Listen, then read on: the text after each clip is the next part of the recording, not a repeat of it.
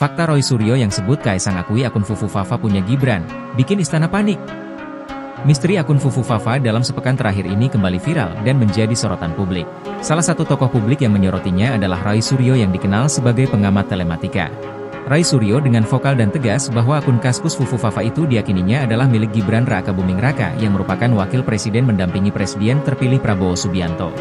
Statement Roy Suryo ini menjadi bahan isi podcast, Bocor Alus, Tempo berjudul, Manuver Jokowi Melindungi Fufu Fafa yang tayang pada Sabtu, 5 Oktober 2024, lalu.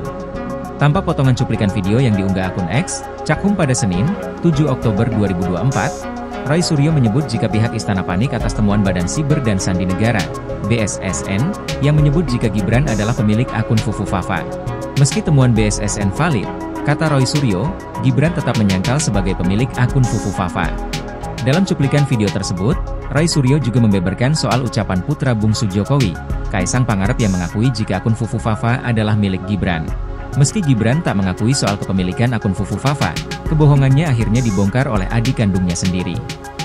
Terkait pengakuan itu, Roy Suryo menyebut jika Kaesang tipikal orang yang ceplas-ceplos.